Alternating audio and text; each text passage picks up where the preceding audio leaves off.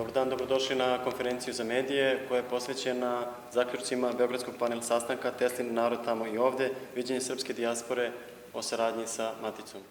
Zbog zajedničkog interesa i iskrene brige za srpski narod i sve građane Republike Srbije i njihovu budućnost, Teslin narod zahteva od Vlade Republike Srbije i Narodne skupštine Republike Srbije sledeće.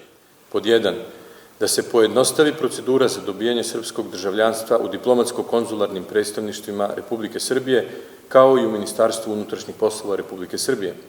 Pod 2. Da se usvoji posebna procedura dobijanja srpskog državljanstva za potomke Srba koji iz objektivnih okolnosti nisu u mogućnosti da obezbede dokaz o pripadnosti srpskom narodu, a to uzimajući u obzir interese i bezbednost Republike Srbije.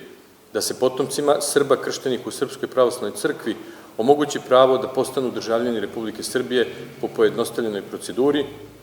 Pod 4. Da se ponovo uspostavi Ministarstvo za dijasporu u kojem će se svi javni funkcioneri postavljati uz saglasnost srpske dijaspore. Pod 5.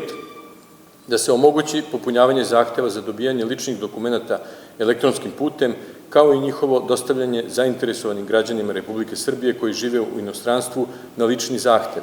Pod 6. Da se zakonom uspostavi izborni mehanizam za neposredno predstavljanje srpske dijaspore u Narodnoj skupštini Republike Srbije. Pod 7.